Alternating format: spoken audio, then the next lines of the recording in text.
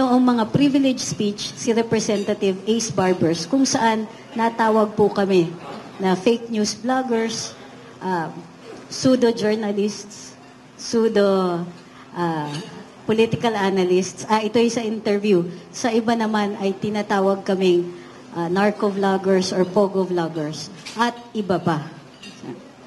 Dahil sa mga naunang mga sinabi ng ating mga kinatawan na nasa Kongreso, naging maliwanag sa amin na mayroong ito po ay isang paraan para patahimikin kami. Patahimikin sa pamamaraan ng marahas na pagtatanong doon sa bahay nila, sa House of Representatives. Kung kaya't naisipan namin na panindigan ang aming karapatan magsalita at magpahayag. Dahil kung papatawag kami at paparusahan o papagalitan sa mga sinasabi namin, ano pa ang saysay ng kalayaan magsalita at magpahayag? Pinaninindigan namin to dahil ito ay garantisado ng ating saligang batas. Kung kaya't dito sa aming petisyon na dinulog sa Korte Suprema, sinasabi namin, itong proceedings na ito ay paraan lang para pagalitan kami o patahimikin. Nakita naman namin kung anong ginawa sa mga resource persons ng mga Quadcom, ng Quintcom. Nakikita natin na kahit labag sa sarili nilang rules na 10 days lang ang detention ng isang na cite for contempt, nagtatagal pa rin ang kanilang mga resource persons. Nakita namin sa ibang mga hearing nila ang marahas na pagtatanong. At kadalasan, sa halos kawalan ng respeto, lalong-lalo na nung inimbita nila ang ating Vice Presidente, ang dating Presidente. Alam namin bilang mga ordinaryong mamamayan, hindi ganon kabait. Mabait pa ang lagay na yon. Ang ituturing nila sa amin. Aware din po kami na masakit ang kritisismo, ang pagsasalita at pagpapahayag namin. Ngunit alam namin na ito ay karapatan.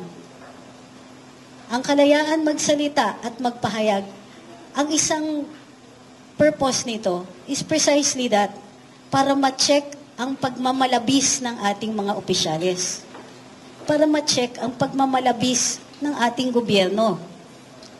Sa araw na ito, alam namin, tuloy-tuloy ang pagdidinig doon sa kaso na final ni Attorney Vic Rodriguez ukol sa isang ehemplo lang po yun na aming pinupuntirya.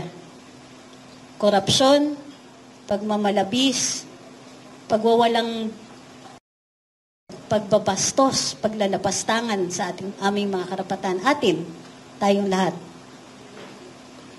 Marahil kinatatakutan nila ay yung tinatawag nilang influence o reach ng ilan sa mga kasama ko dito sa lamesa. Hindi po namin kasalanan yun. Kadalasan nagkukwento lang kami, papahayag ng aming saloobin. Madalas yung saloobin na yon ay galit. Galit sa mga pangyayari sa mga panahon ngayon. Dahil dito, imbis na pumunta sa imbitasyon, imbis na pumayag at tanggapin ang imbitasyon ng Kongreso, ng House of Representatives, sa Korte Suprema kami pumunta at nag-file ng aming petisyon. Dito sa petisyon, sinasabi namin, at liwanagin ko lang hindi po ako yung abogado dito. Petitioner po ako. Dito sa aming petisyon, sinasabi namin, itong hearing, itong inquiry in aid petition, itong proposed na legislation nila, pagdidinig ay isang paraan. Hiyain kami, posibleng i-detain kami bilang paghihiganti sa mga sinabi namin. Ang pinopropose nilang batas, maliwanag, labag sa saligang batas na nagsasabing no law shall be passed abridging the freedom of speech. Itong pagdulog namin sa Korte Suprema ay isang paraan para paglabanan namin ang lumiliit na espasyo para sa ating demokrasya. Matagal na tayong hindi ganito. Point out ko lang. for a while, ini-enjoy talaga natin ang malawak na pagkakataon na binibigay ng social media sa mga katulad natin, ordinaryong mamamayan, na nakahanap ng boses, na bigyan ng pagkakataon na mapahayag ang saloobin. Ang ginagawa po ng House of Representatives ay nananakot. Gusto nila takutin ang ordinaryong mamamayan maging critical sa mga nagmamalabis na mga opisyales, sa mga pagmamalabis ng ating gobyerno. Anong gusto nila? Baliwalain namin yung pag nakikita naming karahasan, yung greed na nakikita natin doon sa national budget. Ito na nga lang ang kaisa-isang sandata ng ordinaryong mamamayan, gusto pa nila na paliitin, baliwalain. Nakikita namin dito may imbalance. Ang mga kongresista natin, may power of the purse. Parati nilang pinapaalala yon. Sila ay mga opisyales. Ang sweldo, ang travel, ang bayad sa kanilang mga opisina galing sa buwis nating mamamayan. Mayroon silang power to cite in contempt. Silang sa ilalim ng speech and debate clause. Itong parliamentary immunity na ito, gamit na gamit. Lalong-lalo na kapag ordinaryong mamamayan na ayaw nilang pasalitain, ngunit gusto nila. Nakita namin ito sa ibang mga hearing. Sigurado kami magagamit ito sa amin.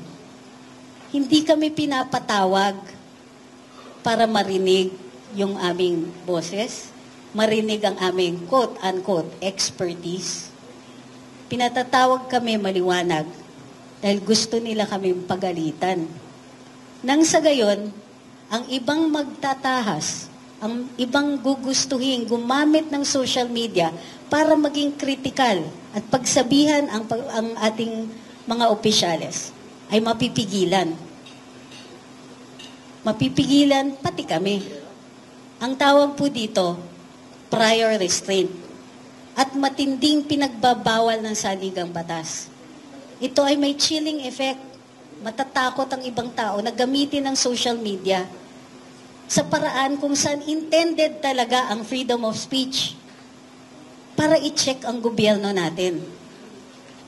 Sinabi nga ng Korte Suprema, basta ang speech o yung pagsasalita at pagpapahayag ay ginagamit para i-check ang mga opisyales, protected speech yan. Yan nga po yung dahilan para sa freedom of speech.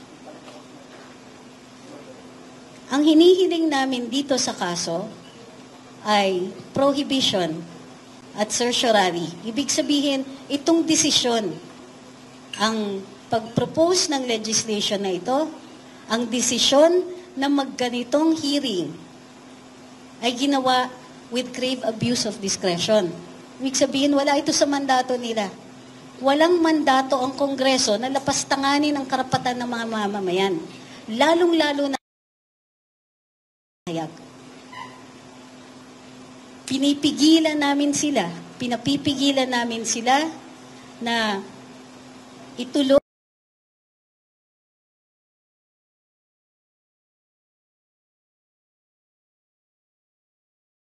social media. At tapusin na ito. Ang proposed legislation po, sinasabi nila, regulatory framework for social. Wala ngang regulatory framework for traditional media. Walang framework at all, regulatory framework for any form of expression. Maliban lang dun sa classification na ginagawa natin for movies and television and radio. Wala tayong board exam para sa mga vloggers. Wala tayong paraan para mag-decide kung sino lang ang pwedeng magsalita at magpahayag. Ginagarantiya ng saligang batas na ito ay para sa lahat. Kahit hindi kami congressman. Ang prayer, is itigil ito, itigil ang pananakot, itigil yung mga aksyon na nagbibigay takot sa ibang tao na magsalita at magpahayag. Naway paunlakan kami. Yun lang po.